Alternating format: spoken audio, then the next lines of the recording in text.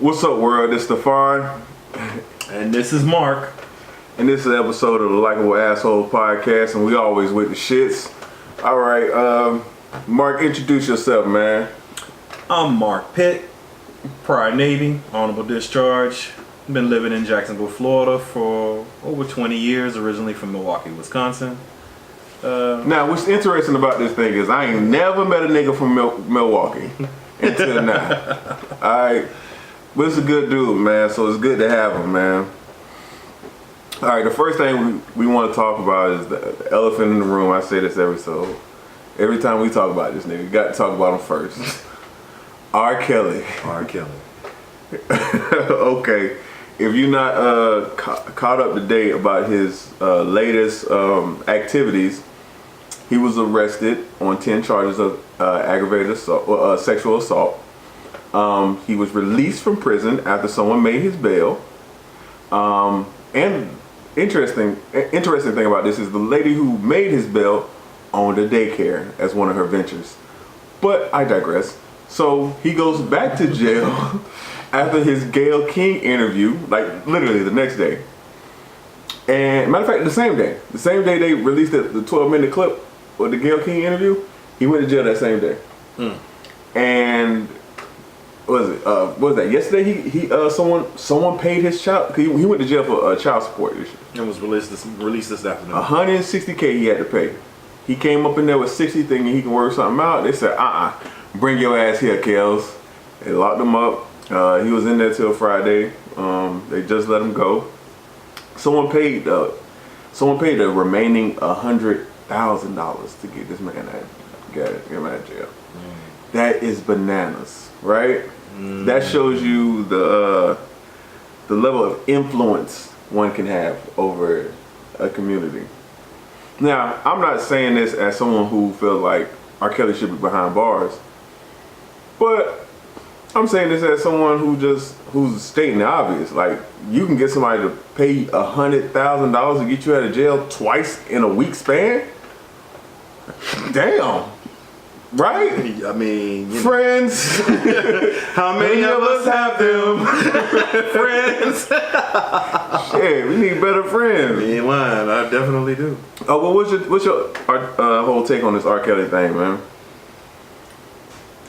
He's to the deep breath. Goddamn it! It's a coming to understanding of the political, social atmosphere of America right now, and with this Me Too campaign getting into full swing and targeting certain individuals for certain types of things that have been going on as far as sexual assault,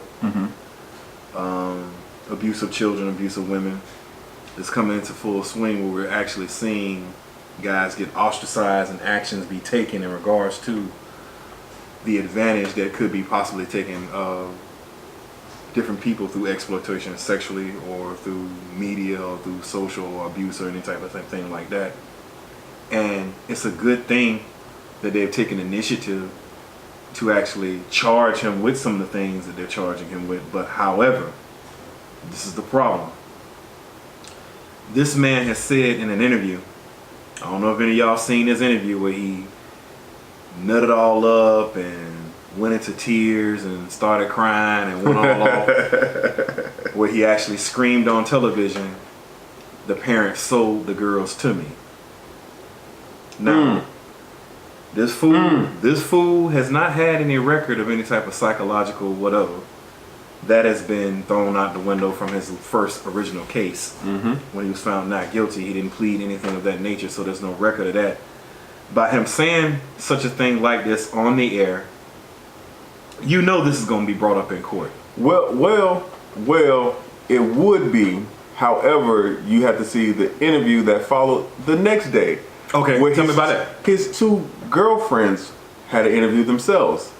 Okay. Both of the girlfriends. His two girlfriends. One is 21 and one is 23. Okay, I got a question. I have a question.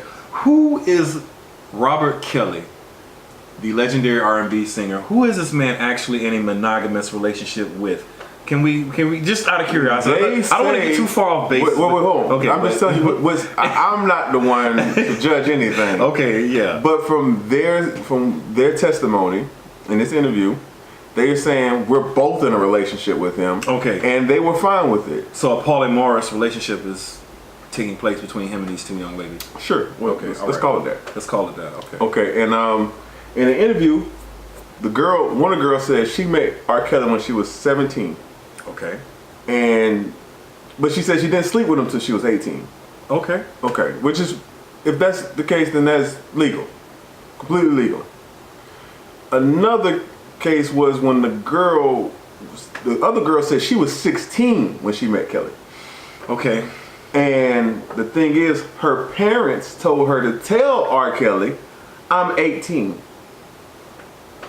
And the parents told R. Kelly, she's 18. Okay. And then, I don't know, whatever, and they said themselves, our parents was just trying to get money from R. Kelly. We were never held against our will. We were never took captive. We never did that. Now listen, we all laughed at R. Kelly interview when he broke down, like, I'm just trying to see my kids. Like, we all laughed, Yeah. okay? But actually, if I'm watching the interview, there was a bit where I did believe. When he said he never took women captive beyond their will, I actually believe that. I never was really firm on the fact that these women were being held captive, but I don't believe he was holding them against their will. I believe that's where they wanted to be.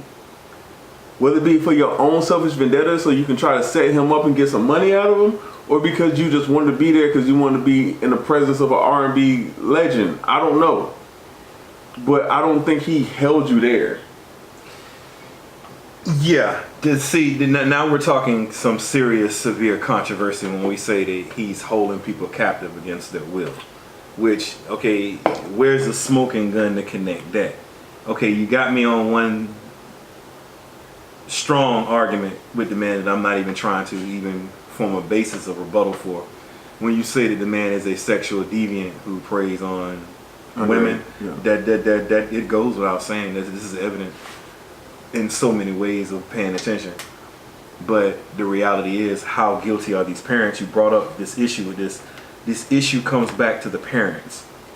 It always does. It originally came back to the parents when we saw the original first situation he got in an issue with the young lady in the video, and there was a controversy about the video and whether or not that was actually him. A lot of people were saying it was his brother. Nah, he said it was his brother. That was his damn brother. Okay. Needless to say, he was found not guilty. Right. Now, when the issue was brought forth with the parents before, the parents of the young lady, the parents were saying it is not our fault. She leaves and does what she wants to do. She told us she was at school. She had been putting together a lot of music things for herself as far as her demos for her career. And when she told us that R. Kelly had responded to one of her demos, we were excited for her. We did not know anything of this nature of him sleeping with her. Okay? Now, this is the thing.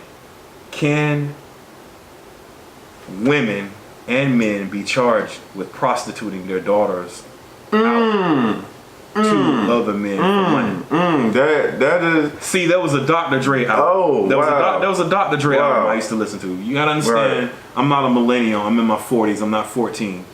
There was a Dr. Dre record called. Hey, you ain't got the OGs, man. We just trying to. Right. He was trying to listen. There was man. a Dr. Dre record called The Chronic 2001, All right.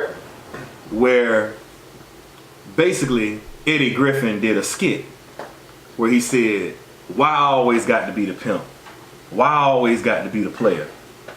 I'm gonna tell you something. The biggest pimp and the biggest player is the black mother, who always tell them girls, "Marry that man, child.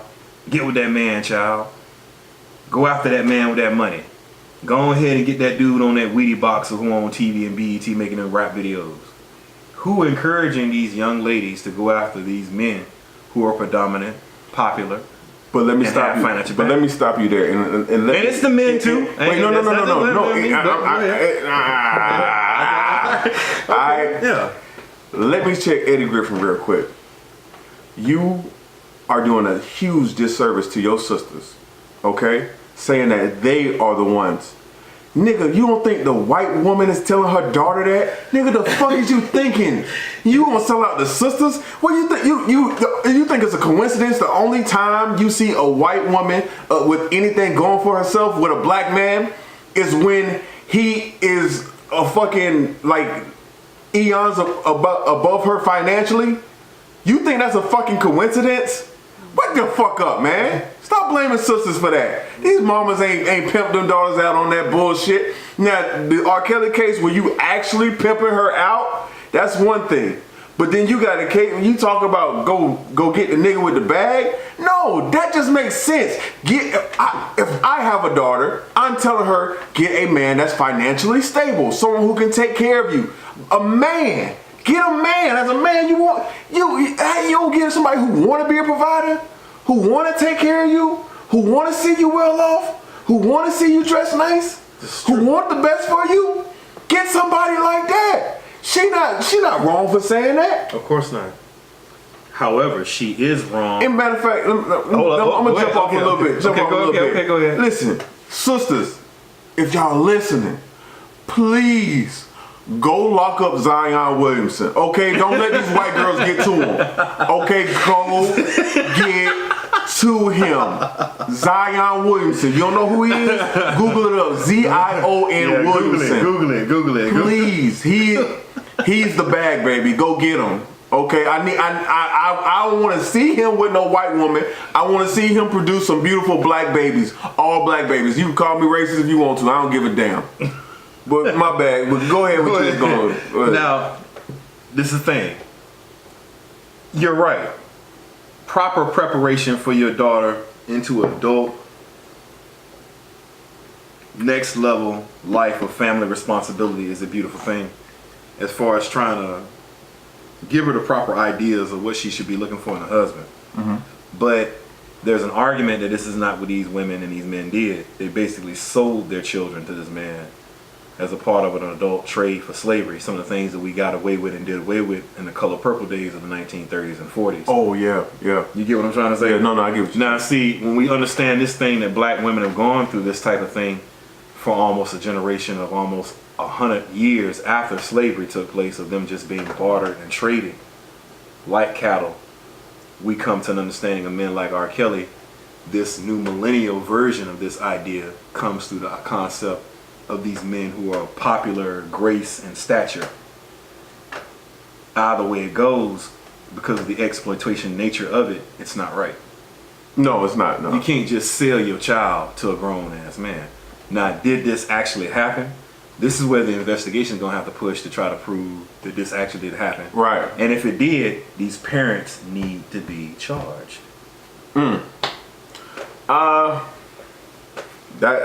That sound about right. I mean, that don't let R. Kelly out the hook because ignorant. What they told me when I was in the courtroom, ignorance is no excuse for breaking the law. Hell no, they'll tell you that every day. It's the moment you break it, right? So even though you didn't know she was underage, it's against the law. However, you need someone to press the charges. Right. Sometimes the state can pick them up. Sometimes.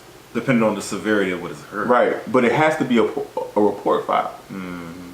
It kind of sucks because a lot of times they wait till there's a pregnancy or something stupid like that. Right. You know, but Right. Yeah. But that's the only time they can really like get them. Other than hearsay won't do you no good. Mm-hmm. But yeah. But you know, it kills me, right? How R. Kelly is broke, right? He can't afford to get out of jail. He can't afford to keep on his child support, right? And he's the talk of the motherfucking town about, you know, sex crimes. Why we ain't talking about Robert Kraft? We talked about Robert Kraft for 2 seconds. When last time you heard something about Robert Kraft? Oh, okay. Exactly. I'm gonna break this down to you, man. And this isn't bias. This is common sense. Mm-hmm. I don't hate my brother R. Kelly, man. I hate the fact that he's dumber than a box of rocks. He's illiterate. He literally can't read. When it comes to music and sound, the man is a physician, a professor of the musical aura. Emotions, sexual undertones, spiritual ideals. No man can put music in audible or decibel translation the way this man can, and I respect that. We got Michael Eric Dyson in the building. But when it comes to actually understanding life and its concepts of dealing with people and social parameters of what is acceptable, the man is an idiot. Okay? If you look at that video, whoever his PR specialist is, when he did that interview with Gayle King. Oh right. no, he needs his ass. Oh, with Torre? He needs his ass. The one he had with Torre? Right. Robert Kraft. What do you mean by teenage? Like, come on, man. Robert Kraft said this when he was interviewed. I have no comments. Speak to my lawyer. I'll have my day in court and my opportunity for justice. It's done. You know? Right. Now, the issue with Robert Kraft, the place he went to is a massage parlor that has been a part of an FBI sting for human trafficking, because these women on these work visas are being said to be here illegally, a lot of them, as far as the immigration standards go, as far as the law. Yeah, and they are being used for sexual appropriation for men for money. Right. That's human trafficking. Right. Now, here's the thing. Robert Kraft isn't the only man who frequents this place. And that's not the only name that's done come up within the shuffles of different celebrities that's been to this massage parlor. Professional golfers will exactly. But his name is the name that's being tossed to the forefront. But listen, this is what kills me, right? Because, like, if it was any black man who got caught with his dick out, which Robert Kraft did have, had his dick out, and that's not the talk of the town, come on. Name one black celebrity where that's not the talk of the town. Exactly. You just can't. Exactly. You see what I'm saying? And then how do you make that arrest? Get your butt naked ass down. Get your butt naked ass down. That got to be the most. Like, who want to see his old 70-something-year-old penis? This is my question. Why was he? He's thinking. Why was he? Somebody get him some clothes.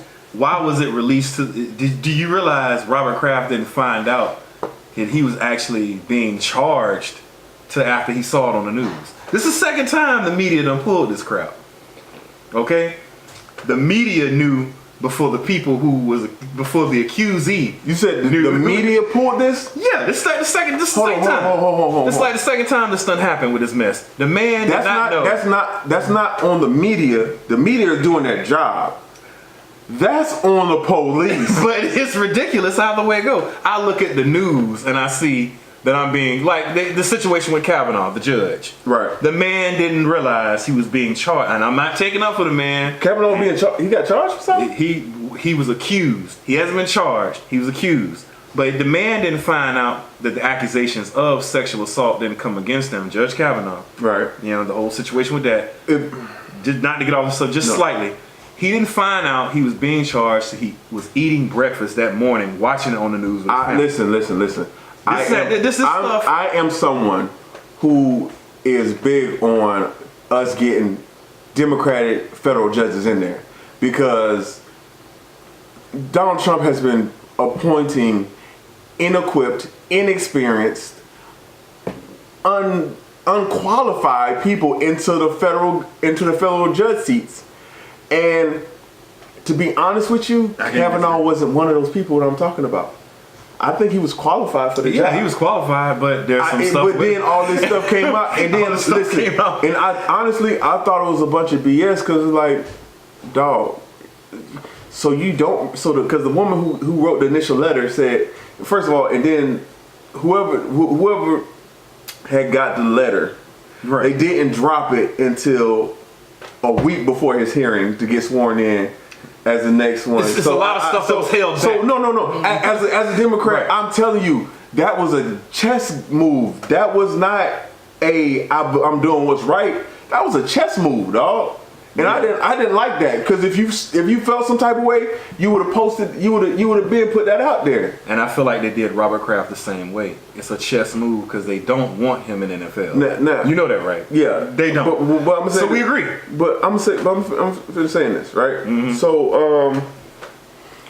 So you put that out there for like I said, Kavanaugh. You put that out there, and then like now he has to do all these interviews and stuff about.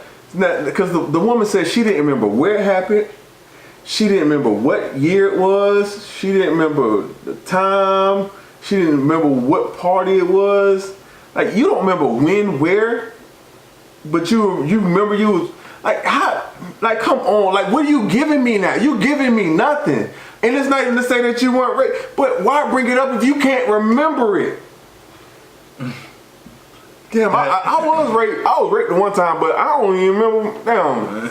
Hey, what it was? Oh yeah, we went to a party or something. Somebody had raped me or some crazy shit like that. Who? Come on. Let's okay. When you speaking of sexual assault. No. Don't give me these bullshit victims. Let me break it down. And we completely off topic, by the way. But go ahead and finish it. But no, I'm gonna break it down how it relates. Robert Kraft's main conversation in regards to the situation when asked about it, when he said no comment at one point in time, when he said there was excessive drinking and partying that went on after the fact, back and forth once we left from certain celebrations or certain events, that me and certain staff members had a good time. Now, whether or not I frequent this place during this time frame, I can't exactly remember that situation. And there are women who work at the massage parlor who saying, yeah, they remember seeing Robert Kraft there, but they don't remember seeing him in a sexual situation of that nature like that. He was there to get a massage, to have a few drinks. He split. Now we come. I'm just here to dance for y'all. That's it. Now we coming to this thing. Now here we go.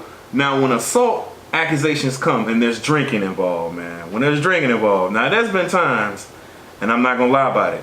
I've been with women on one night stands where I've been drinking, and the time frame of when that was, I've been that dude who's been hanging out with somebody else, and all of a sudden somebody who's ideally supposed to be a total stranger says, hey, you don't remember me? And I don't remember that person until I see a tattoo or I see a piece of jewelry or hairstyle or something that relates, that strings it back to me that I was with her. But check this out. You get what I'm saying? But check this out. You can forget. Look how young she was, and there was alcohol involved. All right, I get that, right? Yeah. But one, if you was underage drinking, which I hope she was not, that makes you a criminal. Yes, it do. Which this is why Kavanaugh denies the shit, by the way. But go ahead. Two, if you don't remember what happened, why are you even coming out with such strong language, right? Because if you don't remember, it could have been a part of you that was like, let's do it. You could have been grabbing him, but you don't remember that, right? It gets complicated. Because a lot of times if you wake up and be like, damn, what happened last night, right? Mm-hmm. And you realize you had been fucked and you only remember pieces of it, you thinking this nigga raped you, but he didn't because you was all for it last night. But now you have buyer's remorse because you don't remember it in the morning. And you calling that rape. I think that's bullshit. You have to be responsible for yourself. Yes. Don't get that drunk, especially if you were underaged. That's the key thing.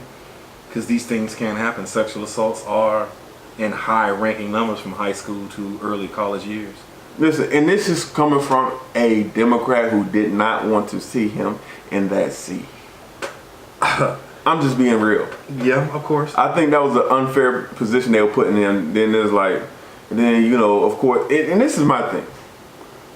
How come when someone gets in trouble, it's always somebody who, yeah, me too. Me too. I told you, we started off, this is the social, political atmosphere of the Me Too campaign. There's a lot of gunning for any type of sexual assault or abuse or exploitation of men and of women, possibly men as well. depending on the situation.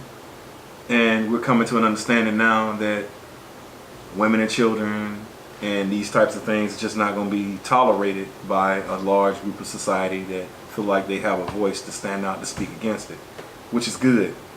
But let's not get carried away.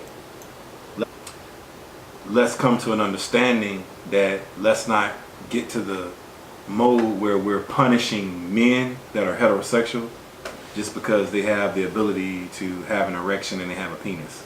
Let's not do that. Let's not get into a situation where every man who falls under some sort of grace where he has his faith tested and he may do something wrong, that we throw the book at him and nail him to the cross. Let's not do that. Okay, because when we look at these cases with these women, these school teachers, these dance teachers, these women that are getting pregnant by these teenage boys, we're not doing that to them. No, we're not. Okay then. So let's take a better look at Robert Kraft and come to an understanding of him. This man is single. This man is a billionaire. He's a widower. He's a widower. Dating is not a viable option for a man like that. I mean, come social on. predators. The social predators that are out there that are going to cause him problems and try to mess his life up. It's impeccable. I mean, can you Not to make an excuse for it. let's forget the fact he's a billionaire, right? How the hell can you do that? What? No. I'm just asking, how do you do that? I get what you're saying. I get it. Yeah, you can't just forget it. But, Six Super Bowl ring. But I'm saying we'll take a person like him, but we'll remove the word billionaire from it. Okay. Right? Where you're just a 70-year-old widower who's really out there. You 70. You really out there trying to date, but you still got needs. Of course. Listen. You're still masculine. Listen, I'm one of them people who I think human trafficking is wrong. I think underage is wrong. I think rape is wrong. However, I believe prostitution is on you. I believe that should be up to the female. She want to sell her body. You see what I'm saying? Like, shit, look, Robert Kraft got money. The chick had needs. Hey, let's work something out. You know what I'm saying? A little mouth and box with what you need. 600? That's it? Alright, that's a steal. For him, he's like, oh, man, that's nothing. Right. Now, on the dark side, because we got to talk about the dark side of that. Okay. These guys who are mixed up in the Czech and Russian and Slavic mob. No, you talking about the guys who doing the human trafficking? Right. No, that's disgusting. That's like hold on, no. I'm gonna get to it. These guys who smuggling. Hold up. Let me separate myself from that real But quick. if you done purchased favors that are sexual from a place that guys who running that, you're aiding their business. What I'm saying is, This is what the FBI is saying. Now I get what you're saying. But listen, if little baby want to bust that pussy open for Mr. James so he can take care of the light bill, I don't think there ain't nothing wrong with that. That's just me. Now I get what you're saying when you're human trafficking and using these women and you're exploiting these women. That's one thing. I'm saying women should have control over their own body. Right. And if I want to, hey, I need my car note paid. Will you give me $250 if I let you fuck? Okay, sure thing, baby. You know what I'm saying? Nigga, send cash app the money, get the pussy, and it's all that be between y'all. That's grown folks, man. That's grown folks. Like, listen, it's been prostitution has been going on since the beginning of time. Since there's been women. Listen. To a degree, yeah. All right, come on, man. Don't be petty. Tell them since there's been women. Since there's been women.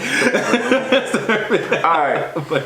You know, back in the biblical times, they used to buy the woman with, fruit, goat, or, you know what I'm saying, some kind of, a sheep of the first year without spot or blemish. You know what I'm saying? Or like with Jacob, sell your services to the father for a certain amount of years until you got to earn that hand of respect. Right. Well, you could earn his daughter. You feel me? Right. And now it's U.S. currency. U.S. currency. Cash at me. Cash at me for that pussy. That's it. I think it should be that simple. What are we doing? What are we doing? If you really want to protect, like, I still feel like. So do you believe prostitution should be legal in all 50 states? All 50 states.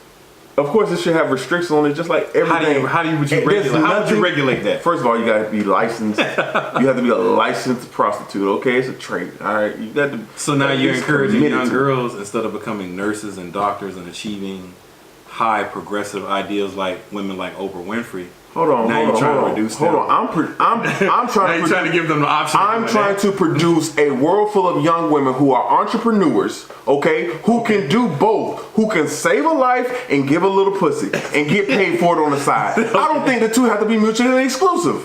I don't think you have to have some fake moral construct up in you to be able to go to school, learn, and then say, oh, well, while I'm struggling through college, I can bust it open to get my light paid.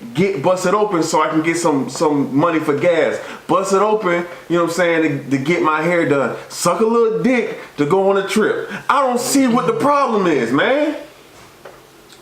If we do not, and let's be honest, that's already going on. It's already going on. I don't think they should be harassed. Leave them alone. Let them do them. Okay. Some women do hair on the side. Some sell pussy on the side, man. Who are we to judge, huh? Leave that to the Lord. Okay. T.D. Jakes made a statement about prostitution. And the statement he made about it is, we come to an understanding about that choice of life, the men who choose to purchase this and the women who choose to sell this. It's a fallen structure. Go ahead. The woman has failed in that aspect of her own self-respect and her own coming of understanding of her value, to the fact that she's put a price on it. A man has reduced himself masculinity-wise because now he's reaching in his wallet to try to find comfort in something that should be earned through the prospect of establishing themselves as a man. In all due respect, trying right? to get to know the woman. In all due respect. Let me finish. If we get to the point where we devalue sexuality to a point where we put a price on it, we'll devalue ourselves and we'll basically sell life. We don't want to do that. Because look at the downpour of how we see society now. Mm-hmm. Women have to be given more option than just selling their body. Mm-hmm. They got to be given explorative options of being able to learn and grow and progress just like men have. Mm-hmm. Give them better ideas than just that. Mm-hmm. So that their sexuality doesn't get corrupted to the point where they think selling my body is just a second tier option or a first option or something I just do whenever times get rough. Because what you think they'll do when you lose your job and you're married to one of them and she needs to make money. All of a sudden you're in the hospital, she's hurt, what will she do to make money? These are things men need to ask themselves when they co-sign prostitution. Let me say something too, right? That is still her body. Yeah, of course. I'm so like, I understand. I understand. Yeah, that's the key word. So her body. Sick of men sitting up here talking about what women should and shouldn't do and what they wouldn't do. And if you have respect for your bullshit, stop trying to control these women's minds. And that's where it all started. We were like, oh, if she has some self-respect for her, and then you getting in her head playing this little game with her mind. And she do what the fuck she want to do. Nigga, I got respect for myself. I'll still fuck her this day and I'll fuck her tomorrow. What the fuck do you mean? It ain't got nothing to do with self-respect. Come on, let's stop playing this game with this double standard bullshit. And if you take away the religious and the social aspect of it, let's be real, it makes sense. It makes sense. You perform a service, you get paid. That's it. Someone massage your back, they get paid. You massage my dick, oh, you ain't got no standards. Okay. I mean, in all due respect with T.D. Jakes, but everything you just said that he said was bullshit. It was bullshit. Okay. You have failed? What? Because you put a price on something that's priceless. First of all, if anything, the dick should be more valuable because it's more pussy than it is dick. Am I lying? Okay. It's more women than it is niggas. If you want to be practical like it's more niggas than it is men. So which one is really at a premium?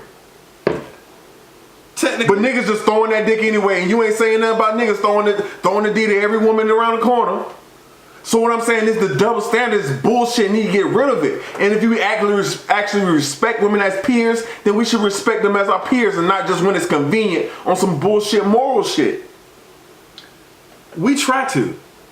Some of us. So like when a woman tell me she had sex with 40 people, I'd be like, okay, your number high as shit. Ideally. Okay. I mean, did you at least get paid for this shit? Damn, you just fucked that many niggas for free, huh? Okay. Well, alright, you know what I'm saying? Because if you fuck that many niggas and you got paid for it, I'm like, alright, well, okay, that's why you got that nice car, alright. But then if you fuck that many niggas for free, and you live in the PJs, and I'm just like, I mean, what are you doing? Or the trailer parks, or whatever. I'm just saying, dog. Okay. I mean, prostitution. It's one of those businesses. There's too much of an underbelly for corrupt, deviant men who are just sinister, who don't care nothing about humanity. You mean like gambling, but they still finna push that through, right? They still finna push that through. You know what I mean? Okay. At one point in time, cause I'm a real progressive. Y'all be fake progressive. I'm progressive. Pimps were the type of dudes. Yeah, they beat these chicks' asses and stuffed them in the back of trunks, but these women outside that realm were protected from harm. They were protected from everything but him. But him. You better not show her. You better not show her a motherfucking dollar. You better not be short with that money, though. You better not be short. But the game has changed. You better not touch her. That motherfucker ain't nobody put a hand on Sweets girls. No one touches Sweets girls. Once women became more independent, play that shit, and the madam became more fluent, and businesses became more. Pimps used to smoke cigarettes with their hands like this, with the cigarette right there between. Right. With the velvet hat, with the feather and shit. Now it's them become progressive. Women are the pimps now. The madam. Yeah. So you got women involved in heavy. Let's. Whoa! My bad. Let's discuss these women that's involved in human trafficking and the exploitation of women. Let's talk about it. Yeah, let's get on to that. You know, let's talk about women in human trafficking. Yeah, these women that are kidnapping young girls. Well, I'm gonna tell you, befriending them. You know what I think it is? You know what I think they are? Mm-hmm. I think they're scumbags. Of course, I don't think any more of them than I do the man. And I don't think why people. Well, and let's. I gotta hold them to another standard because they're women. All right. Why would you give another woman that experience? Well, I say this though, right? Just for money. I say this, right? What's your loyalty? It's the same thing. I can play the same thing with the black card. Like, how many niggas have sold black people out just for their own self, for their own self?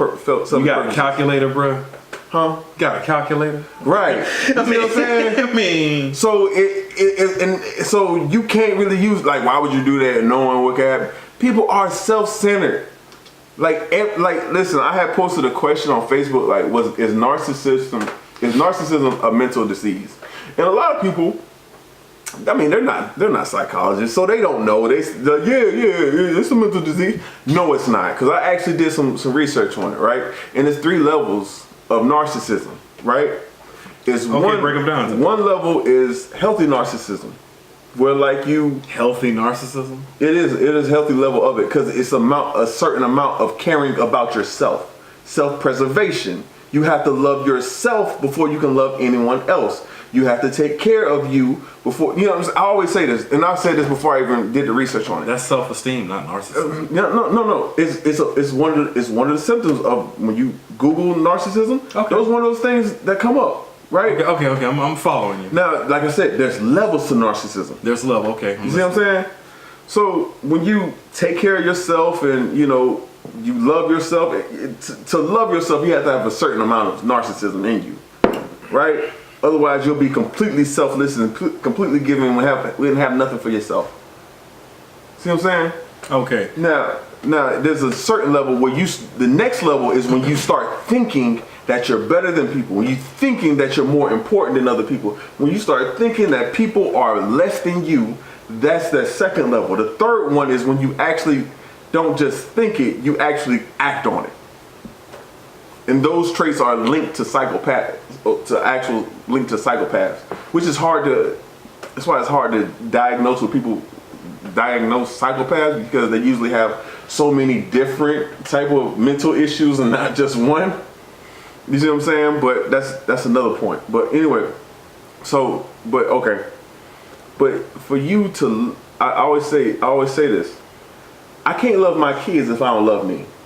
Right? That's true. And like niggas be like, oh, I go to work, I work hard I do it for my little girls. And it sounds really, really sweet. Okay. But I call bullshit. Why? I do it for me. When I go to work and bust my ass and do all the other stuff, I do it for me. Because if I can live good, my kids gonna live good. My girl gonna live good. You know what I'm saying? And then that next generation gets the benefit from my fruits. So yeah, it's like I got to love me first. It's no way I can look at you with compassion and love and caringness if I don't care about me. So you're saying narcissism provides a level of preservation of humanity a little bit? A little bit. Okay, I'm following you. But that was my whole spill on that. Okay. But Now, I dig that. And when I look at guys like Robert Kraft, and in comparison, Robert Kraft, R. Kelly, Kevin Spacey, like they keep getting Harvey Weinstein. Yeah. When you look at these men and the level of deviancy that they have steeped into, and you ask yourself, what separates these men, like you say, take away the money factor from it, Right. from men in everyday situations who get caught up in this type of stuff, who don't even get these types of discussions. Right. And then you ask yourself the foundation for what men and their standards are, and what they're supposed to be doing with women in that idea and children and the ideas that they're having now. What is it in society that has made us so cold and disconnected to situations like this, to the point where we're not taking a deeper position on it? Is that the right way to word that, first off? Okay. Are you? Have I worded that word? Well, but let me ask you, and I'll tell you whether or not. Okay. Okay. So basically, you're asking me, why is it that we get caught up in the level of like, because they're celebrities, Right. we have like a certain level of we have a bigger threshold for the bullshit. Right. And if they were regular people, we wouldn't stand for it. Like, Exactly. So that's pretty much like why do we What's care? up with that, man? What's up Well, with that? it goes back to what What's up with that? Dave Chappelle said. Like, why do we give a fuck about what celebrities got to say? Like, you know, he talked about about when 9/11 happened. They was interviewing Ja Rule. Like, who gives a fuck what Ja Rule got to say at a time like this? Like, that's kind of what it. Like, I don't know why people feed into what celebrities have to say. I care more, like if it's a hurricane or something like that, I don't want to just hear from my weatherman. I want to hear from my governor and what his plans are, or evacuation plans. I want to hear from the mayor, you know, what this, you know, like, I don't want to hear from just any old body. Like, yeah, I love The Rock, but I don't want The Rock to tell me about a hurricane. Okay. You see what I'm saying? Now, let me hit you with this. A celebrity voices opinion on prostitution. Okay. And the celebrity that voiced his opinion on prostitution was Antonio Brown. Yeah. You ready for this? This is what he said. What was his position? This is what the Steelers wide receiver said. Prostitution is controversial for one reason. And what's that? How do you regulate government control over it, and how do you control STDs? Well, And he said this right here: you'd have to create another healthcare system separate for them just to provide them with their needs to make sure that these women don't die from HIV, syphilis, and so forth, and AIDS. Well, Now, with that being said, how do you regulate that in transition with other adult fields such as pornography and things of that nature? but that's my thing. If you're going to use it, because that's to me that's he made an interesting study. He not silly and ignorant like people think he is. He actually got a brain. Okay, but He actually do. But let me tell you why that's stupid, right? Go ahead, I'm listening. Because like you just said, prostitution. What's the difference between prostitution and porn? Not a whole One's on hell of a camera. lot. Right? Not a whole hell of a lot. If I'm asking you we have to ask the person who's there to have, hey, you might want to get tested regularly or have it accessible to them at least on, if not a weekly, at least a monthly basis, right? Mm-hmm. And you shouldn't, and if you're a prostitute and you got men coming in and out the door, and I'm talking about men. If you a male prostitute and you got hoes coming in and out, like you can wear a condom. Like there's nothing that says you have to fuck, and if they don't want to do that, then you can tell them to go. But if you're comfortable with it, that's on you. If you want to take that chance, take that shot in the dark, that's on you. Okay. That is on you. But once you are found positive, you're out the game. You out the game.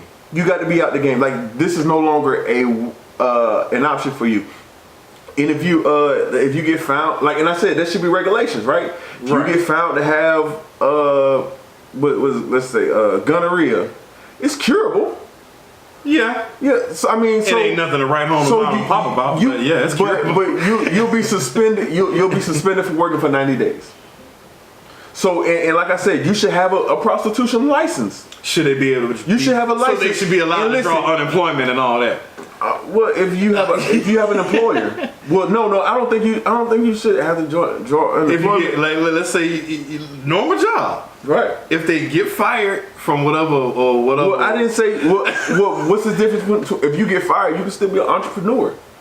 You can slang that dick on the corner. You ain't got to be in was it brick and mortar? You can do that from home. I have plenty of businesses started up in my home. Because a lot of conservatives are pissed that strippers can draw unemployment. They're very pissed about it. But shut up, conservatives.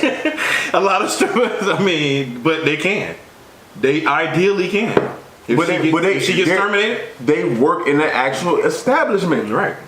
They actually pay their taxes. Not all of them. Thank you. Thank you for reevaluating it. Some of them actually do the right thing. Mm-hmm. Right? So you doing the right thing, you're actually paying your taxes and you're actually being a productive member of society. Yes, you collect unemployment. Why is that crazy? For selling ass. I mean, but you pay taxes for selling ass? Now imagine when I said prostitute, you think selling ass, paying taxes was crazy. Imagine this: you a prostitute, right? You give a blowjob, right? Give a little box. You come from out the back, Uncle Sam, right there talking about something. I want my 10%. What's up? Where mine at? Where my cut? Huh? Yeah. You don't think that's crazy? Brothels throughout Las Vegas pay quite a bit in taxes. Nigga, I be working for the government. I had government jobs, and I thought it was crazy I had to pay taxes. I'm like, damn, I work for y'all. But if that's what keep the system going, then that's what I'm gonna do. If that's what it takes to be a good American, I'm gonna shut up and do it. So is Robert Kraft guilty or not guilty? Oh, he guilty as charged, but that's not the point. I don't think he should have been bothered with. I think. But wait a minute, now you're creating an oxymoron. If he's guilty as charged, he should be bothered with. I think it's a bullshit crime. Like, okay. In California, it's not legal to just have marijuana, right? It's not like people think it's legal. There's certain rules. You have to have it's legal for medicinal purpose, not recreational purposes yet. Right. People don't know that. You know why they don't know that? Because California has stopped having the police task force trying to monitor marijuana because they're simply wasting money trying to govern marijuana. They're wasting saying, money. hey, let's use our resources elsewhere, right? And that's what I'm saying about Robert Kraft. Like, just let's use our resources elsewhere. Robert Kraft ain't hurting nobody. Let him go, man. Just let him go. Okay. Man, we let rich white people get away with way worse shit than this. Why we even care now? Now, I'm gonna hit you with something because I don't wanna beat a dead horse with this. There are those. Oh man, you gonna take my mic? There are those who would say that Robert Kraft and what he did and this R. Kelly mess and Kavanaugh is a slippery slope between that and keeping a 9-year-old girl in your basement, videotaping it on the black web, whatever happens to her, through black market activity. A lot of them are saying that. Where's our buffer zone to make sure that this does not? Bro, it's real simple. I mean, underage women are against the law. You get what I'm saying? That's not a slippery slope. That's very simple. I mean, don't have sex with underage women. That's hot. I ain't human. know. I mean, because of the connection, the underbelly of the business. It's a dirty, nasty, fucked up business. Prostitution and human trafficking. But you know what? It's a lot of stuff. It's a lot of money in there, right? And there's a lot of nasty motherfuckers right here in the United States. Yes. Because it's about a billion. That's a big. Yes. Yeah. But but worldwide, it's some nasty motherfuckers. It's some nasty motherfuckers, bro. We not as nasty as the motherfuckers across the sea. I hate to break y'all into this. Them niggas been on this nasty shit these niggas been eating booty way before now, man. Wow. Niggas overseas be the worst of the worst, man. Nasty, okay? Like they have an obsession with virgins. Oh, I got to have the virgin. I got to have the virgin. Oh my God, I had to have the virgin. I got to have the virgin. Over here, we really don't want virgins over here. Not really. We don't be wanting no baby. You know what I'm saying? We be wanting the freaks. We want a little experience. You know what I'm saying? I don't want to have to teach you how to make a twerk on the dick and do it with precision. I don't have to teach you that. I will, but I don't want to. But then again, I want to be nice you don't on want the to throw a muscle. hot dog in the hallway neither, you know.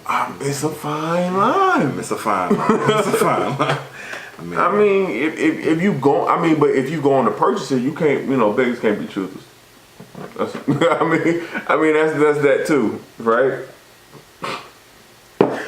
Hey, but I want to step off from this shit because we've been on it for a Robert Kraft. We're on yeah. that. Jussie Smollett. Let's discuss that. Oh shit! I know we're gonna go to my. He is now facing possibly 48 years and 15 new charges of conspiracy to conceal knowledge.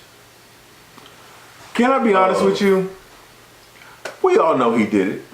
We all know he guilty. And if Faking. listen. An assault. Okay, so me and my man Mark, we were discussing topics before the show, right? And Jussie Smollett was one of the topics. And this is actually from a prior podcast, but I didn't get when I first addressed it, and I said I had Jussie Smollett. Well, I talked about Jussie Smollett as was a topic, and right under it, my next topic that I wrote down was weaponizing victimization, and because I thought with this whole situation, someone could possibly use this and try to manipulate the whole situation to make it seem like they were victims and really weren't, right? Now, funny thing is, that's exactly what he was doing. He is my next topic. Period. That was crazy, That's right? Exactly what he has done. Like I wouldn't when I heard the story, like we all heard the story. We was like, man, I hope my nigga get justice. Like, I mean, it's kind of a weird story, but we ain't here to question no victim, right? But now this nigga, matter of fact, I'm gonna let my man Mark break it down because he got all the receipts, man. Go ahead, man. Okay, when the case first came into an understanding, the discussion was about him going out in the middle of the night because he had the hungers for a foot long, no gay jokes included. No, you intended that. Don't run away from that. That's why we don't like the assholes, man. We love that shit, man. You meant that.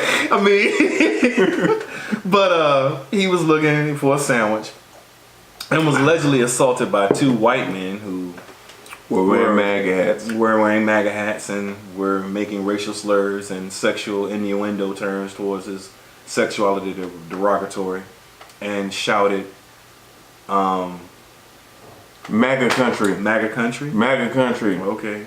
Oh, you that gay nigger from Empire, that Empire show. Now, there has been other evidence that has completely unraveled this case and brought it into a new scope. Now, I've tried to be open-minded with this young man to say, okay, there's a possibility he could be being stalked and harassed by some individuals and he doesn't know exactly what he's gotten himself mixed up in because of different rumors and gossip of gambling and partying and hanging with the wrong crowd. I don't know. But then it became very, very obvious when these men weren't even white once they've been taken into custody and questioned. Now, one of the men gave a full statement. The other man lawyered up and did not say anything. These men are from Nigeria. What you got to say about that? About which part? The fact these do all the shit. Let's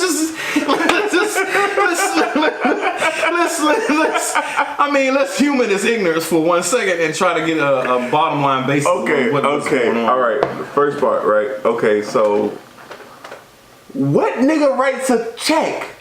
Thank you. What? Like you said when we was at work, do you give a dope dealer a receipt? Does a dope dealer give you a receipt? Come on. Who the fuck does that? This your first time?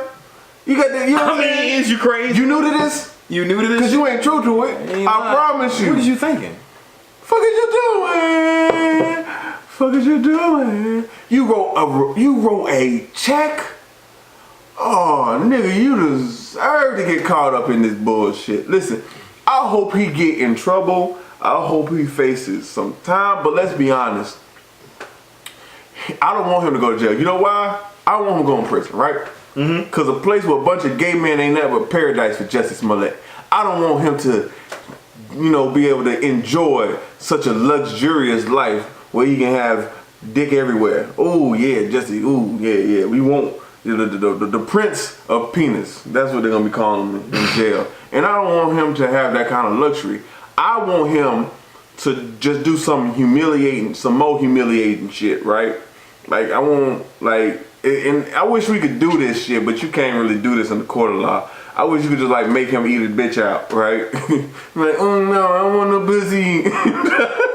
Like imagine trying to force him to eat some pussy and him squirming, right? Yeah.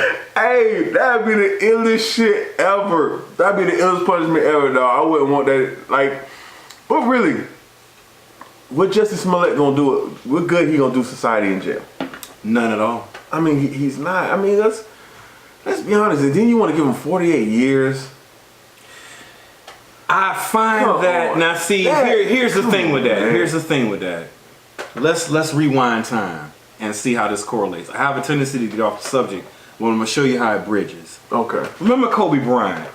Yes. Yeah, I remember. 2003, 2002. Okay. The accusations of rape. Okay. Okay. After being found not guilty and the charges being dropped, okay, sexual assault came first. That charge was dropped. The other charge, rape, was found. He's found not guilty. And then she wanted to settle outside the court, didn't she? No.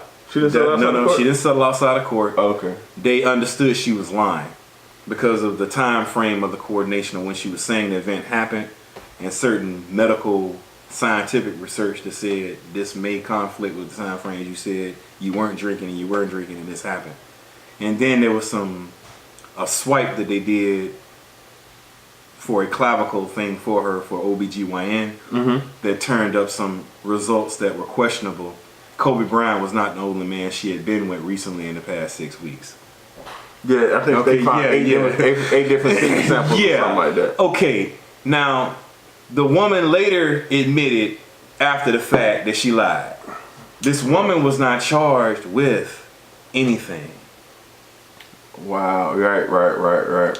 But Jussie Smollett is being charged with what? This woman lied. This woman lied about rape in the first degree, rape 1. And one of the most popular basketball stars that we have ever conceived since Jordan could have spent the rest of his life in prison. Right. Let's wrap our minds around that. Right. Let's absorb that and understand that. And that goes back to what you were saying about Not victimization being a weapon. And this is how it relates. Wait, hold on. This is how I'm trying to connect. No, I get you, but I just want to say one thing to add to both of your point. Not just a great basketball player. He's a father. He's a father. He's a father.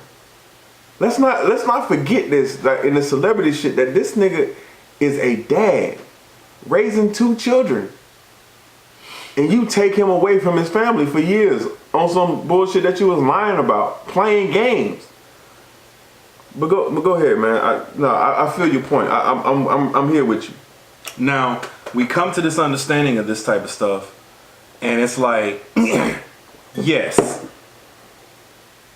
these situations with these men of color who are lying and putting themselves in situations like this where they're getting caught up in the law, they deserve the ledger of the law. Mm-hmm. But let's give this even sword to everybody. Let's do this to everybody. Let's not hold back and jump the gun and just select a single few that we just don't like. That white lady that lied on Emmett Till, she's still okay. around. Thank you. You know what I'm saying? I mean, let's explore this situation and let's get more of an understanding of what the heck is happening, and let's stop looking stupid every time this mess happens. You know, I mean, O'Shea Duke Jackson did a basic. This nigga love O'Shea. He did a basic conversation the other day where he discussed on his show the situation where basically Sean Oakman, the linebacker, the college linebacker who ended up losing his career over a rape charge. Okay? Oh, you do Oregon. realize The guy from you Oregon. do realize that this young lady did lie. But Right. this man will never play in the NFL because of the black cloud that surrounds him. Right. This young lady has not been charged with any type of false accusation charges. This young lady has not been brought up on charges by the law for anything. She was questioned, held for a few days, released. You know what's funny? It's funny because they pick and choose when they want to charge people with this, right? Because And notice the severity of when men get their dicks slammed into a door. Let's not leave that out, but go ahead. when women lie about stuff like this, they don't charge the women. You know why? Hell no. You know why? No, don't ask me that. I want to know that. They don't charge women because they don't want to discourage other women from coming forward, and and people thinking they're lying, and if they think they're lying, then they're going to, they think they can go to jail, and they're telling the truth. They don't want real victims to be afraid to come forward, so they don't charge people. But yet you choose Jussie to be your what's the word? Your example. You want to make an example out of For Jussie. false charge. Out of Jussie, not Jesse. Jussie. You want to make an example out of Jussie. But okay, cool. Let's go with His family had that. to be different. His family had to be different. Right. His family had to be extra. That probably, I'm not gonna say nothing. You know what I'm saying? I ain't even here to judge nobody. Cause I just don't think prison is the place for him. Like I really don't think it is either. I mean, then you talking about 48 years, shit. When your cops in Chicago been murdering niggas ain't getting that much time. No, they're not. I'm just gonna say that. Y'all real quiet. I ain't seen a cop get 48 years yet. And Chicago has paid millions of dollars to families of victims that they have murdered. The Chicago Police Department have done that, which is taxpayer money. Done did no damn 48 years And for killing nobody. and where are the conservatives? Where are the conservatives so worried about spending taxpayers' money to compensate these victims, the family of these victims? Where are they? Y'all, since y'all care about the dollars so much, when these cities have to pay millions of dollars to these black families for killing their children, y'all ain't trying to conserve on that. I'm just saying. Like, you want to keep some change in your pocket? Stop killing niggas. That's one way to do it. But hey, what do I know? I'm just a guy with a podcast. You got a point. And I don't know. it was the commissioner when this case first came up. And it is a very intriguing. I ain't gonna lie, the commissioner read through this bullshit ass. Bullshit from the jump. He started off awoke, not sleep, not bullshit, not pulling dick. He started off woke. He said this statement right here. The commissioner of the police of Chicago PD. I wish that the effort that was put into for the provisions of this case, that same amount of strength and effort was put into the amount of women who have lost their children at the hands of gun violence in the city of Chicago. But I'm only wishful thinking. Yeah, So he sets a tone for people to hear this and their spirits to drop. What he's doing is he's trying to get it to the judge. He wants the judge to hear it.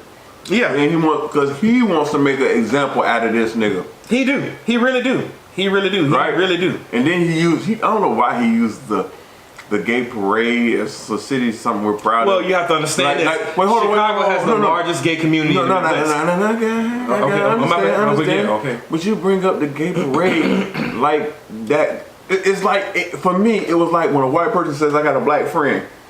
Bro, you ain't have to say that. Okay. You could have kept that. We know you. You know what I'm saying? And I get it. Now it made me think, hold on, bro.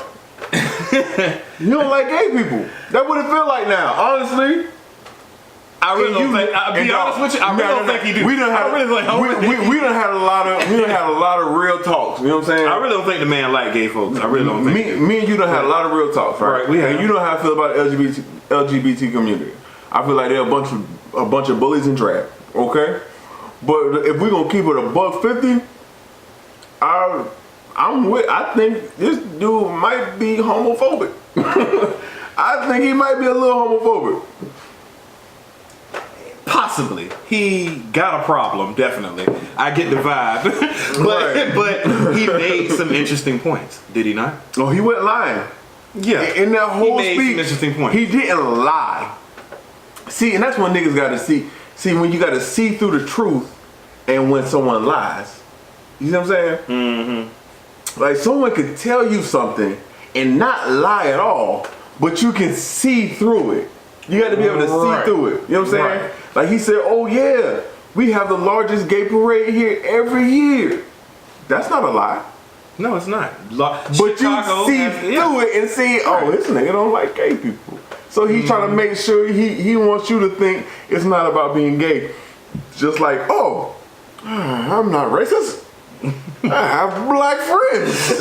That's the same card white people pull. Nigga, you can't do it. Nigga, you should know better.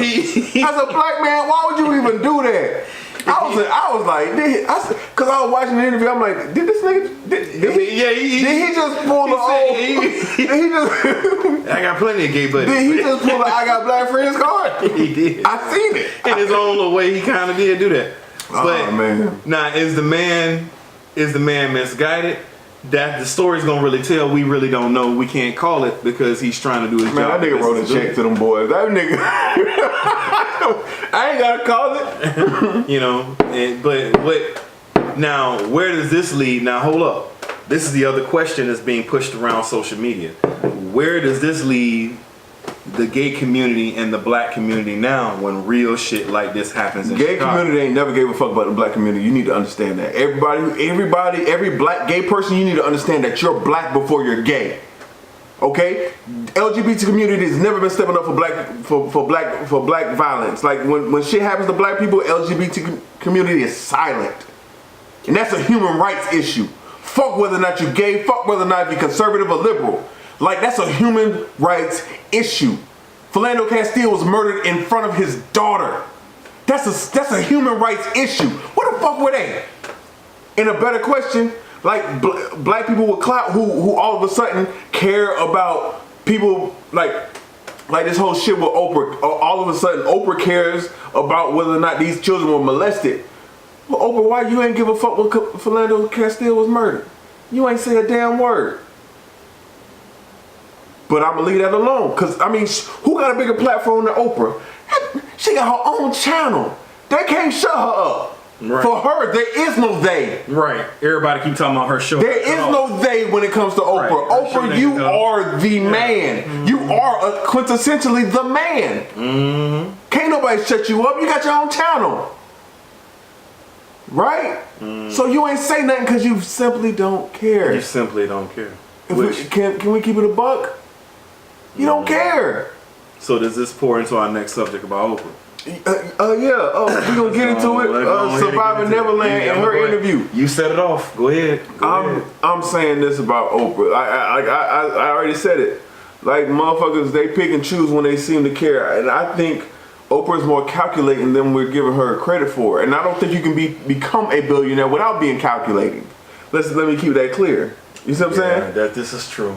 You don't come from nothing to billions without being calculating. Jay-Z being a very calculating person. Dr. Dre being a very calculating person. This is true. Oprah falls right into that too, right? And I'm only speaking about black billionaires at this point right now. Okay. Now, but that applies for all billionaires that came from nothing, okay? Because it's some billionaires who woke up like that. They literally came into this world billionaires. I ain't talking about them. But their parents probably were, right? They probably continued it on. I don't know. But I'm just talking about the ones I know. Wealth is what you're speaking of now. Right. Not riches. Wealth. Right. So she does this interview, but I watched Monique's interview about a Surviving Neverland. Well, it wasn't Monique's interview. It was her podcast she does with her husband. And she talked about how Oprah had her family on the show, and and how Oprah pretty much just exploits people, and how she uses people, and I think you said it, how when she has no use for you, she just throws you away. And that's essentially what she's doing with Michael Jackson when she says, cancel Michael Jackson let's say goodbye to Michael Jackson for the last time. Monique was just like, man, you let this man let you into his home. You were crying at his wake. And this is how you acting? Been in his children's christening. Right. Like, I don't. Yeah. Like, oh man, birthday parties. Right. Like, that was your friend. And you betrayed him. Fundraisers. And his family and everybody who knew him well continue to this day say he would never hurt no kids. Now, I'm not a big conspiracy theorist, but like the second he got the Beatles catalog and he had part of Elvis catalog, you know what you know what Michael Jackson was saying? As soon as he bought it, he was like, they're after me. They're after me. They were. That's not bullshit. The King of Pop owned the catalog to the King of Rock. Yeah. And he was black. Can we stop? Just take a break for just a split second. The same King of Rock who slept with a 14-year-old girl for umpteenth years until she was 22 and finally married her. And took her across state and nobody lines. says anything about it. And took her across state lines, which was a felony. Yeah, but you have a problem with R. Kelly like that? Oh. And he just got commemorated in the Rock and Roll Hall of Fame. And he just got commemorated in the Rock and Roll Hall of Fame. In February. Oh, and that's not the only accusation against Mr. Presley with young girls. It was not, by the way.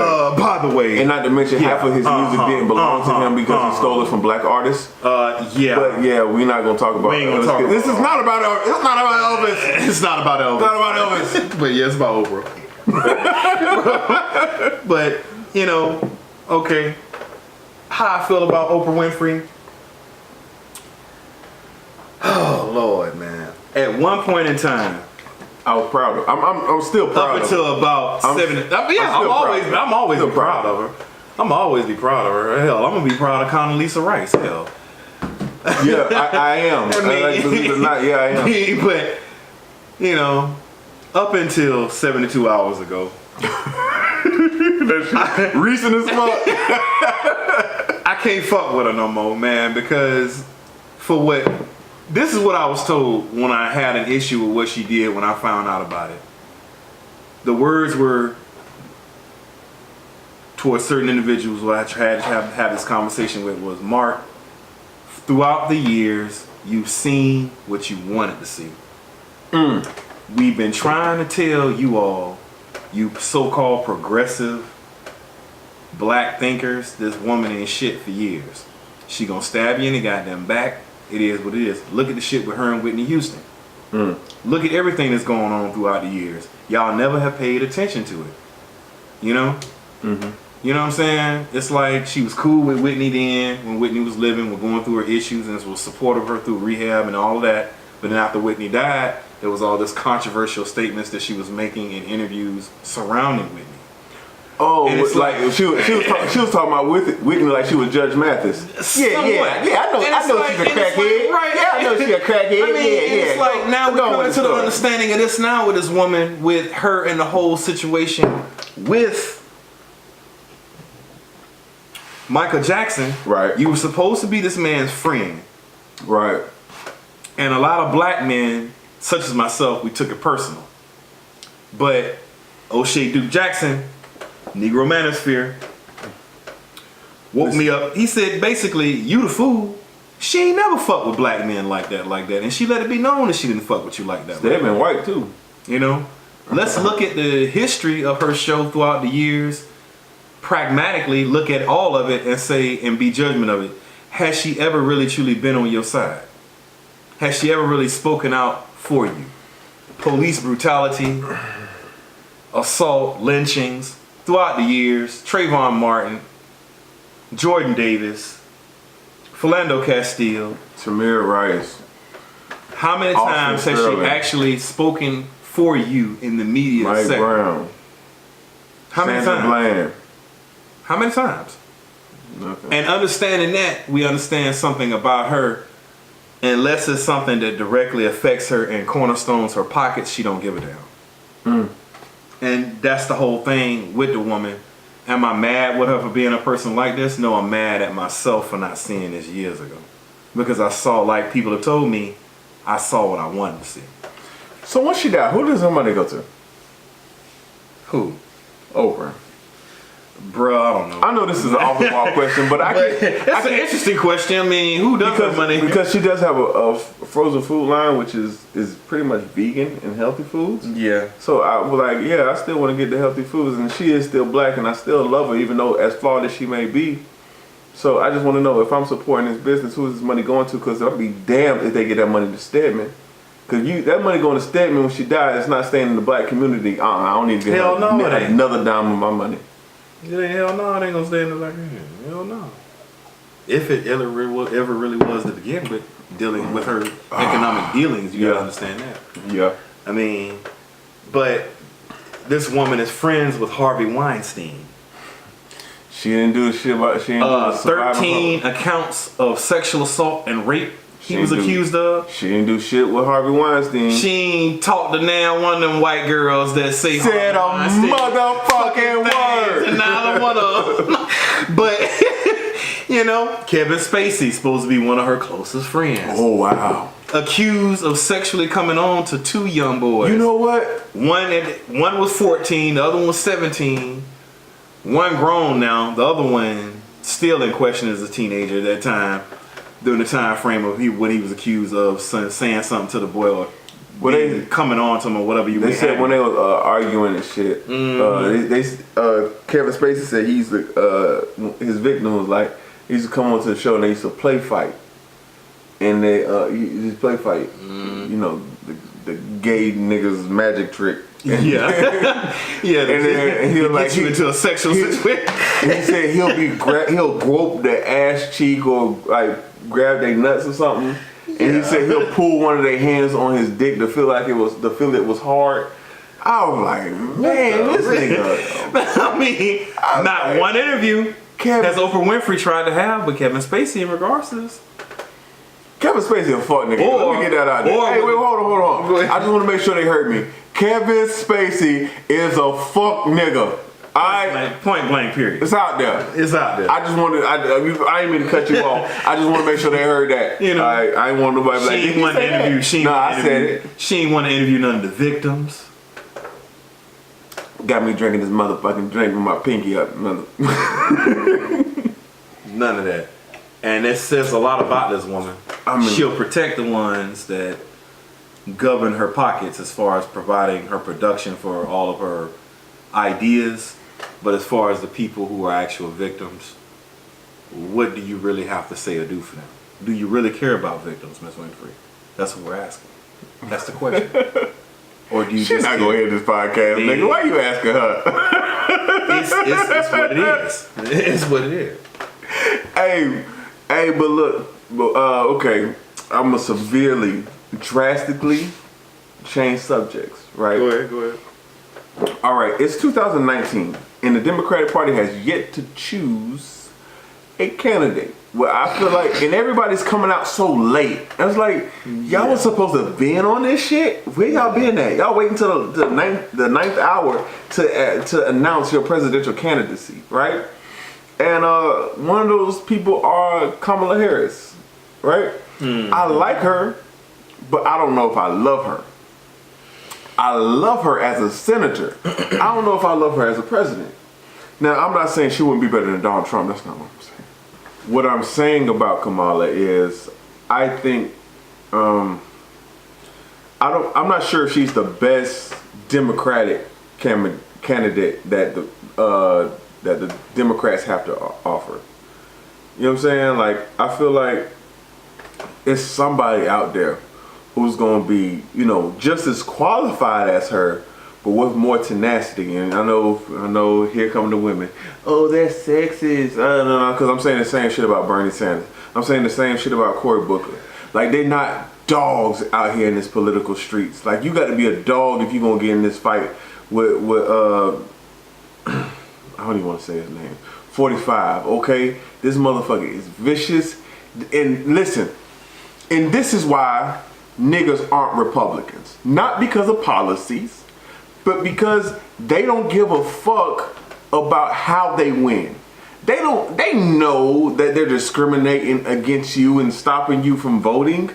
They know they're making it hard for you to vote. They know they're throwing out your absentee ballots, okay?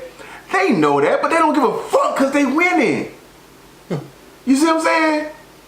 They don't give a fuck because they winning.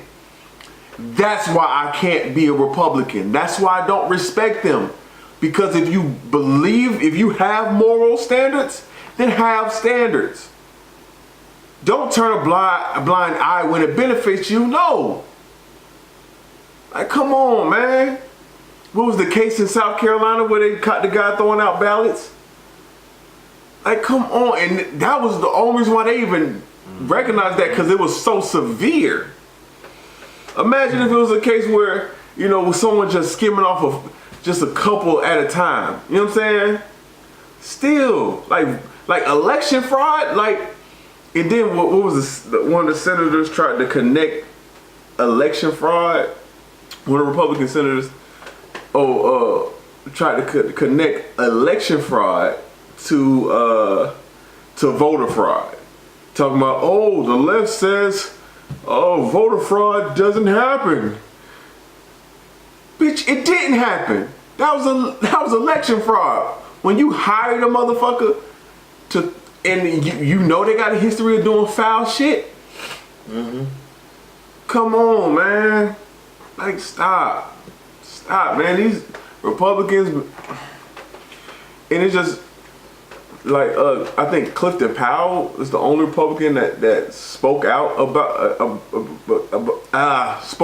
against discriminating against black voters. I think he's the only Republican to really speak out about it. Like, no one else has. Well, not to my knowledge. And it's like, no, these your people. How long you gonna keep putting your party in front of your people? That's why niggas don't want to be Republicans. That's why.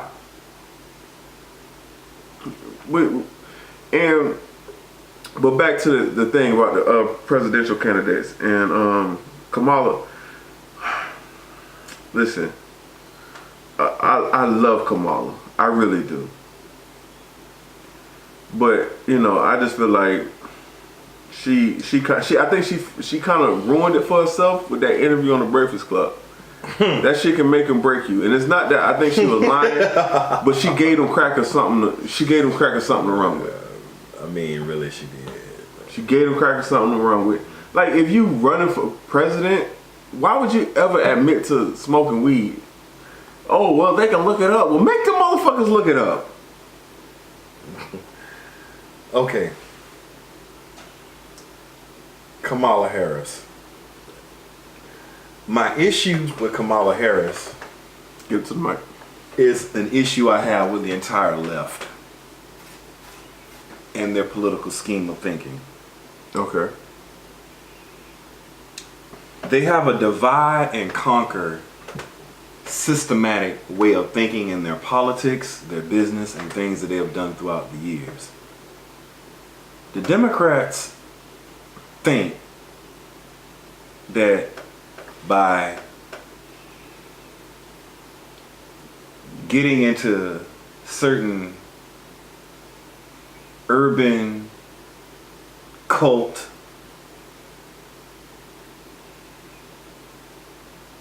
things as far as society and black culture go, and trying to name things off and trying to make themselves seem like they're more hip and correspondent with millennial times and kissing babies in the projects. They think that they have the black community down pat and pretending to be that they're their friend. Mm-hmm. And the problem with them is the division. So you talking about white Democrats? Yes. Okay. The division. Go ahead. Within the offerings of this is what we come to an understanding. Can I say one thing too? Go ahead. Niggas need to understand that racism does not see a line. Like, it doesn't have a line. Whether they're Republican or Democrat or Libertarian, motherfuckers be racist Democrats too, right? I just do want to point that out there, because if you listen to my last rant, you think it was on the one side. But go ahead. You know, it's coming to an understanding. We look at the Democrats and we see the things that they do, as far as with the Bill Clinton administration with the 3 strikes you're outlaws, with The crime law. Mm-hmm. Joe Biden wrote that law. Right, with the pushing of other types of laws that with gun restrictions and felons and stuff like that, and understanding how it wasn't the Republicans that made child support a Class B felony 10 years ago, okay? Through a push, all right? You got to understand what's going on from the left, and we can't look at the left as a keepsake or a godsend or something like that. They have their white supremacist agenda as well, okay? They are an organization that has divided us from our women by giving them certain types of, how can I put it, benefits with tax appropriated money, such as food stamps, HUD, cash assistance, the welfare system in itself, which women from a different generation, not all of them, now look at as a male counterpart for them to replace men. So now you have single parented gun for homes. At one point in time, black women looked at being on assistance as a step down, as a crutch that they did not need to get involved in because they depended on it. Now they look at it as an asset in the millennial generation. And men are looked at as obsolete, as a choice, nothing more than a paycheck and an orgasm in that retrospect of looking at us. So you're saying the new age of black women don't value black men? Hell no. Unless your ass plastered on a Wheatie box and making a fool out of yourself on TV. I just want to clarify. I'm not arguing. I said it. Hell no. They don't. Now, sisters swear they go hard for niggas. I'm telling you, it don't feel like it. It really don't. Like, no. I say this, and I'm saying this not to beat up on sisters or nothing. No, like we that. not. That's not where. But I'm just trying to explain to them how a black man feels. Because especially you, like me, you grew up in poverty. Since you've been born, you heard you ain't shit. how you ain't Period. gonna be shit, and your daddy wasn't shit, all that. That's all you know. You don't know nothing else. That's all you ever seen. True. That's all you ever heard. So how can like when your mom says shit like that to you, it got some weight on it. You know what I mean? Yeah. You know what I'm saying? So, and she hurt because she was hurt. You know what I'm saying? Because your daddy hurt her. Now, you know what I'm saying? Right now, and we look at Kamala Harris.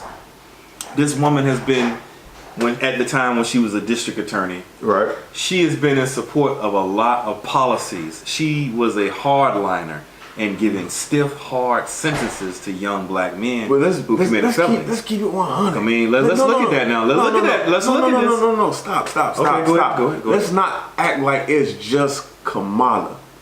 We had a white DA right here who was trying to give out 1 million years. Oh yeah. Right? So it's not just her. Especially when you're a Democrat, you got to be a little bit tougher. It's just like these black cops out here. These black cops be worse than the white cops. Be trying to have, because they got something to prove. Like Democrats are known for being soft on crime. Right? I mean, I can't So now that's how Clinton like, yeah, I'm going to be tough on crime. That's how he got in office. That's what he ran on. And when he got in office, what he did, 3 strikes, prison, 3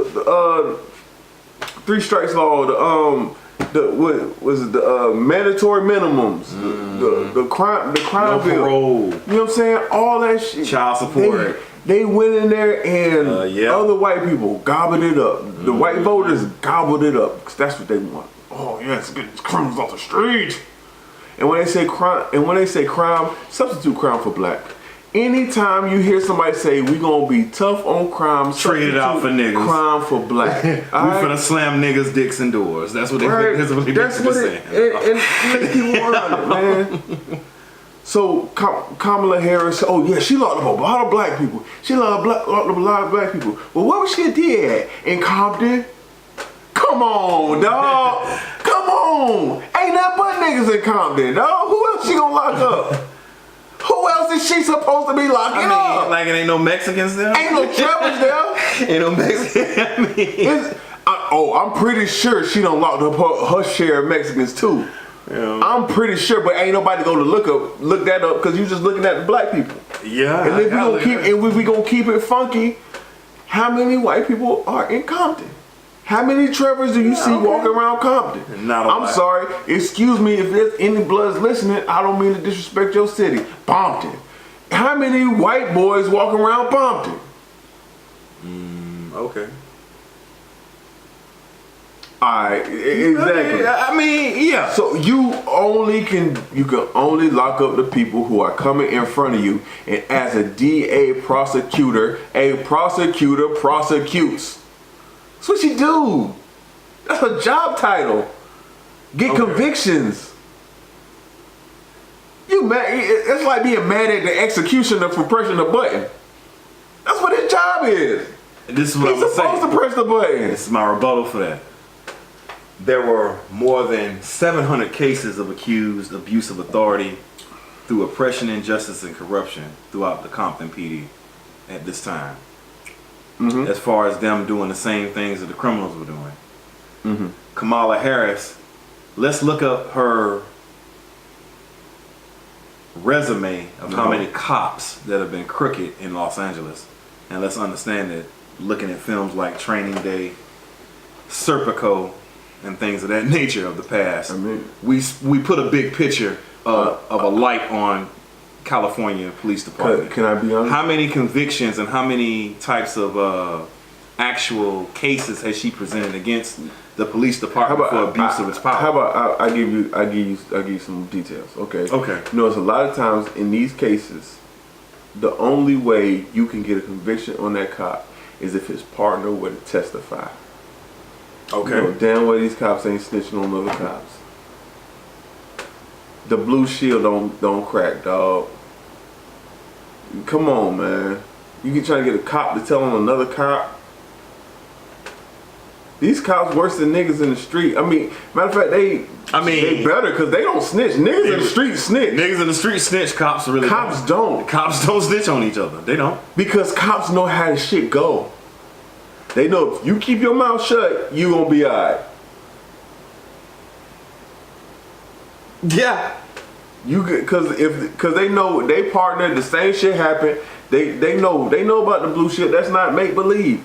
Cops are getting away with murder because, like, literally murder. When I initially said that, I meant like metaphorically, but no, literally. There ain't no metaphor. Yeah, it's literal. Ain't no metaphor. Modern. And it's because their partners won't tell on them. That's facts.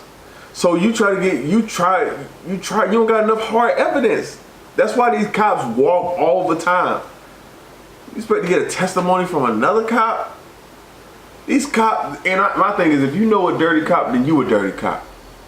You a cop that know a dirty cop, you a dirty cop. It's facts, man. Okay. Now, cause you arrest me for knowing about. If my man Mark had murdered somebody and I knew about it and I didn't tell on him, I go to jail. Okay. They could prove that I knew about it and didn't tell. I could go to jail, right?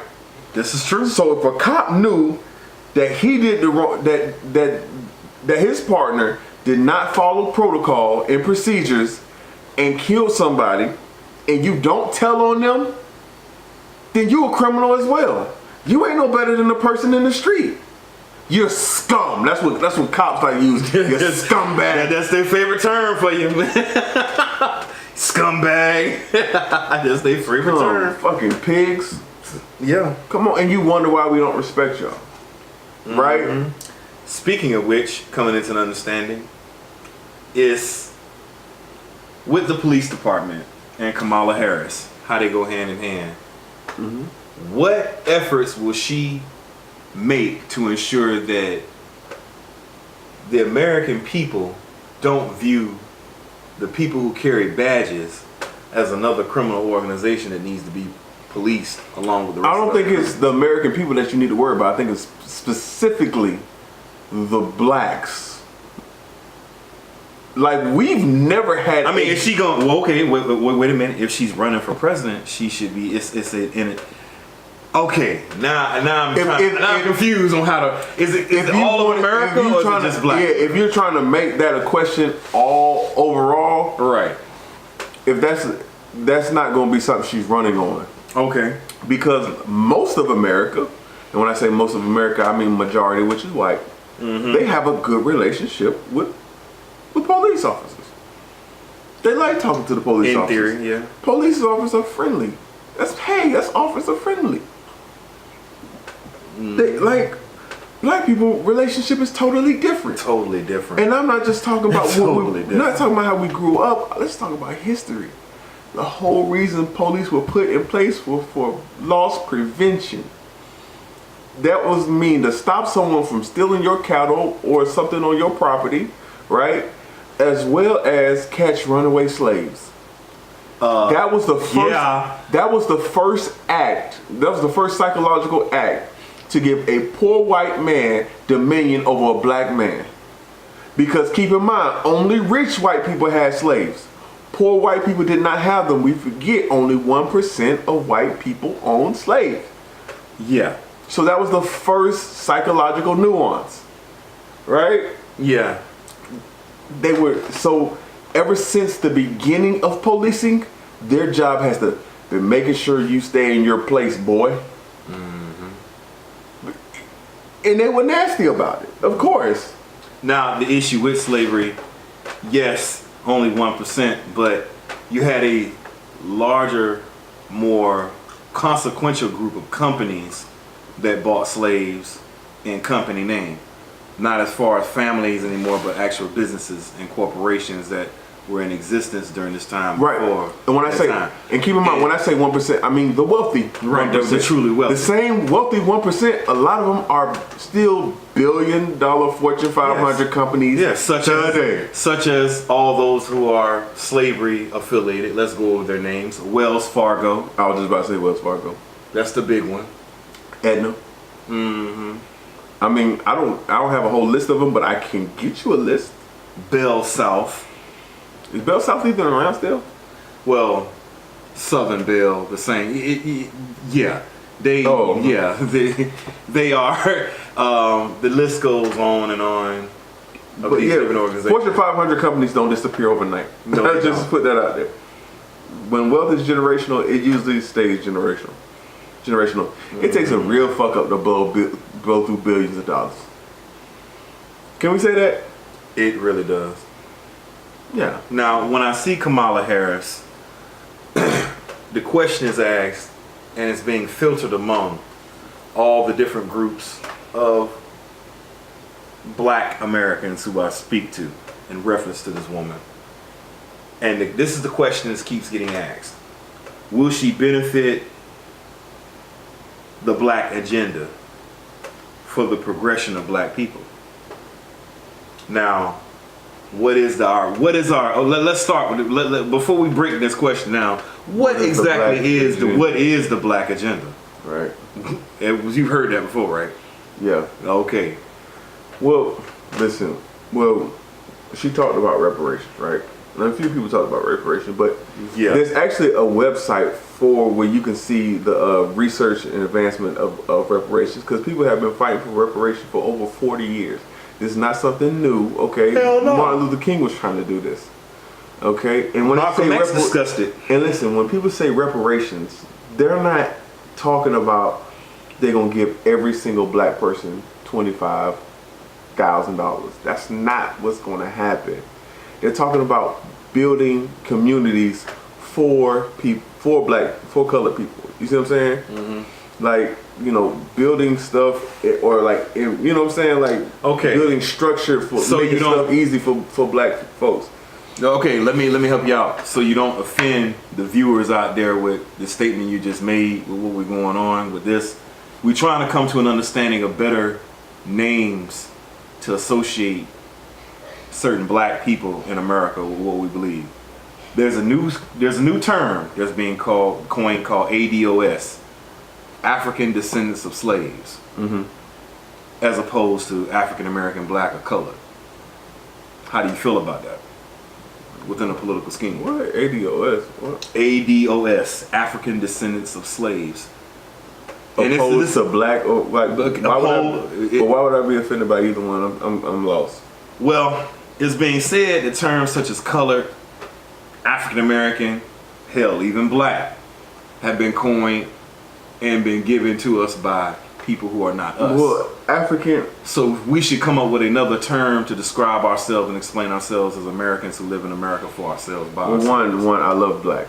You love Black. I love Black. I love being Black. But we've always been Black, regardless of what we've been called. So I don't really care about what anybody. When you say colored, there could be somebody who could look at it. What the hell? What the hell? These niggas trying to say? When I hear somebody say color, I think that it's an old white person from a few generations ago. Okay. Right. And I understand their context, and like I get it. Like I don't feel no type of way either. I ain't just gonna, but I'm not gonna just sit up here and let you call me colored boy. That ain't finna slide. So the Black agenda is nothing more than further progression forward to a positive. Of course, dog. Donald Trump. I lowered since I've been in office. I lowered Black employment by 1%. Now it's the lowest it ever been. But you only lowered it by 1%. Who got it that low in the first place? Oh, that's right, Barack Obama. Now the thing is, I've created more jobs. He's also raised the grand domestic product by 15 points. And then, and here's the thing. Everything he's done in office has not been bad, right? Okay. But I don't like the motherfucker. Oh, no. Let me finish. I don't like him. Okay, when he does something good, he'll still lie about it. Of course, that's him. I've created more jobs in my 1 year than any president has for Black people than any other president has in their entire term. That's a goddamn lie. That's a lie. That's a lie. That's a lie. Like all you gotta do is look at Truman and see that. It's like, look at what happened. Like, man, Donald Trump, you created jobs. That's a good thing. You're doing a good job. Man, why are you lying about it? Yeah. Why? Yeah, What is that for? He exaggerates and flatulates himself quite a bit as far as like what he like even when you how you gonna lie about good news? He what's the word? He exacerbates. Yeah, he really boasts himself. I don't even think flatulate. I probably made that up. But when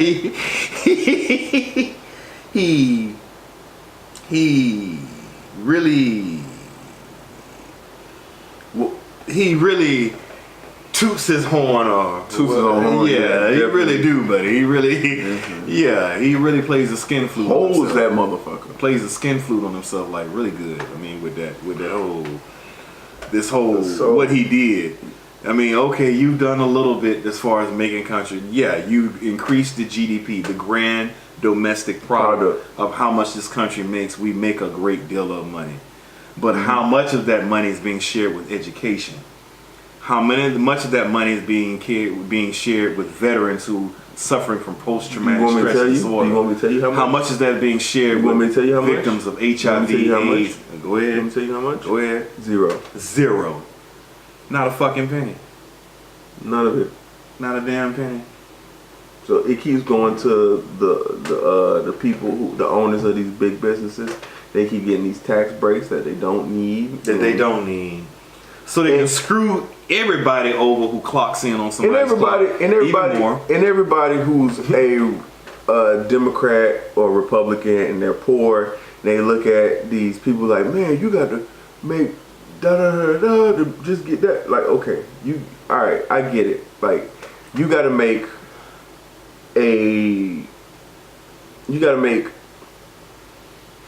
basically make $2 million to make $1 million. That's damn near what it is. Yeah. Right? Because they taxing hard, right? I get that. I get it. But a lot of y'all niggas ain't gonna see $1 million. What the fuck is y'all talking about, man? Most people don't get that far. So when you worried about some place that you never going to get, chill out. Okay? Because what we're talking about doing stuff for the greater good, right? We're talking about numbers. Right? Mm-hmm. Would you kill 300 people to save one? Nah, it don't make sense. You'll sacrifice one to save 300. I mean, come on. Mm-hmm. And that's pretty much the game that we're playing. And those taxes that Obama had that they claimed to be so much, like, motherfuckers don't even understand. Even rich motherfuckers went seeing that money. Will she benefit the black agenda? What I'm saying is, I'm saying this like. I mean, I'm trying to. Yeah. Because like people don't understand like those taxes, those tax things that Obama had. They only went into effect after your first 10 million. You know what I'm saying? I mean, like, come on, y'all niggas not seeing that. What are you like? Even most Republicans ain't seeing it. In the average income for a Trump supporter was $70,000. Yeah. And they don't even gotta deal with that shit. Most of them. Mm. What do I do, man? I'm just I don't know. So who do you think? Wait, let me ask you a question. Mm-hmm. Who do you think can knock off Donald Trump in the presidential election next year? If they actually had the balls to run again. If they actually had the balls to run. Who?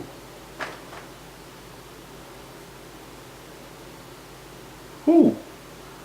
From the Democratic window. Man, you was holding off, man. Is you thinking or is you? I'm really thinking. Are you being suspenseful? I'm thinking about it. I mean, because I want to say something that makes sense of who can beat him. Well, I want to say this is who I want to say can beat him. Say it. Spit it out. The people are waiting. Just say the name. You can take it back. All right, I'm gonna go. Because she's young, and because she really don't know nothing. You talking about Candace Owens? Yeah, she can. I was being sarcastic. She can. Who you talking about? Candace Owens can beat him, and Chelsea Clinton can beat him. Chelsea Clinton, Hillary Clinton's daughter, they can win. Because if I look at the framework of how he won it, and he wasn't about shit, didn't know nothing. Yes, when I look at Candace Owens and I look at Chelsea Clinton, no, they don't have any experience. But if coached properly, and because of their names and the little experience they have on the issues that they have tackled and they have faced, they have the opportunity to possibly beat Trump. It's possible. One problem was Candace Owens is a Republican, and she is a huge Trump supporter, so I doubt she would run against him. Yeah, I doubt she would too. You know what I'm saying, in that aspect. Now, Chelsea Clinton, on the other hand, I don't think she stands a chance either. If her mama can't win, the daughter can't win. I'm gonna tell you that now. Mama can't win, daughter can't win. That is what it is. Yeah, I don't know. I believe Trump can be beaten, but you got to be realistic with. I'm gonna be honest with you. I think Joe Biden is the only one who has a real shot, because we seen they got into I think a Twitter war where they were beefing back and forth, you know, saying comments about each other, and so Joe Biden ain't afraid to go there with him, right? Mm-hmm. Now, I'm not a huge fan of Joe Biden. However, I do think his connection or relations with President Obama would get him, you know, a little cachet with the black community, and I do think him being a white male is enough gravitas to pull some white voters. I know it sounds racist or whatever, but I'm just telling the truth, man. We voted for Obama because he's black. You don't think white people gonna vote for a white Democrat because he's white? I mean, let's not be crazy. Of course, that's common sense. Bro. So, he the only one who I feel like can actually, you know, stand the test, and depending on how hard he go, and he got to be able to cook a nigga in the debate. Cause you know, white people actually watch debates. You know what I'm saying? Like white people really do be on this political shit. You know what I'm saying? Cause they understand it actually affects them. Like niggas don't think it affects them because they don't see it, because they don't understand how civics works. But the second you understand how civics works, you are like, oh yeah, the president is probably the most important election. But you understand that the other elections are just as important. You know what I'm saying? Yeah. Like you might want to know who's your city councilman, you know what I'm saying? Who you know what I'm saying? Like Board of Education, right? The tax collector, you know what I'm saying? The property appraisal person. Like you want to know who these people are, and you want to know what they stand for. Especially the property appraisal. Motherfucker, be done devalue the fuck out your community. And you keep voting for him every year. Oh yeah, I recognize that name on some goofy shit. But hey, miseducation is the key to underlining and to destroy people's mind towards politics. That is pretty much the underlining of destroying people's mind towards politics. Yes, it is. Yeah, miseducation. I mean, so now when Lauryn Hill ain't even here to see it. When I see Kamala Harris. You gonna show her the face? I'm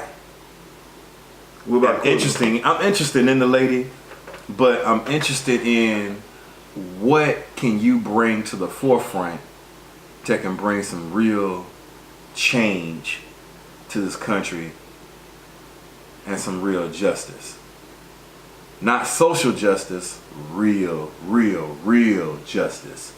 What can you do in America that's beneficial nationwide for all Americans? Now, I get the black agenda. We touched on that, and black progression. Just by her running and having the ethnic blood that she has in her, she's doing some of that. But what is it that you're going to do that's going to benefit nationwide, everything that's going on? How are you going to tackle the opioid crisis? How are you going to tackle the crisis of high pedophilia and child pornography in America?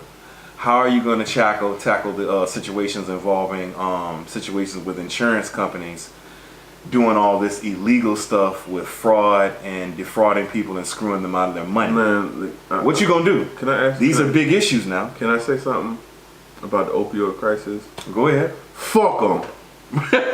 No, seriously. Why? Fuck them. Because it's mostly white folks? What the fuck? No, yes. What the fuck was they at during our crack crisis? Locking us up. Yeah. Now y'all want to be sympathetic for them? No, lock them up. Maybe it'll help them. Fuck out of here, man. I ain't got no sympathy for no fucking drug addicts, man. We call them bases where I'm from. Right. Basing ass, opioid using ass, man. Fuck you, man. Yeah.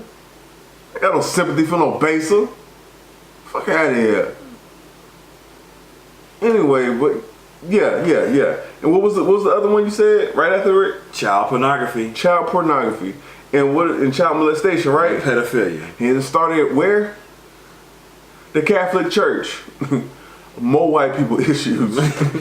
I mean, so I'm trying to figure out how R. Kelly and Michael Jackson get to be the face of this child pedophilia shit. Like when the Catholic Church has documented over 300 cases of pedophilia. They've just recently started discussing it and tackling it. They talked about it for 2 seconds. Yeah, you heard. Michael Jackson got a whole spot on HBO. R. Kelly got a 4-part docuseries. We had 30 minutes on the goddamn 300 victims. Yeah. The fuck out of here. Yeah. Stop trying to make us what y'all are. Yeah, man. Anyway, man. Well, listen, this has been another episode of the Likeable Assholes podcast. Thank you for checking in. As always, I'm Step I'm Mark. Yeah, I'm Step at Step Got Jokes on Instagram, where you can follow me. Stefan Franchise Williamson. Y'all know the name, but now go on our YouTube. Look at you can catch our visuals. Make sure you like, subscribe, share. Please tell your friends about us. We love you. We love you. We love you. Thank you for listening. And Mark, you want people to get in contact with you anyway, or you good? I mean, through here. That's how I'm starting off. God bless you, black people. And yes, and also I want to give a shout out to Drip Culture Apparel. Yes, they provided this shirt for me, and yeah, they doing their thing. So y'all follow them on Instagram, Drip Culture Apparel. Give a shout out to LAR Movement and JD Black, everybody who's in Negro Manosphere. I'm still checking y'all out. Y'all be good. Black America, keep striving. Love you. Peace and prosperity. Yep.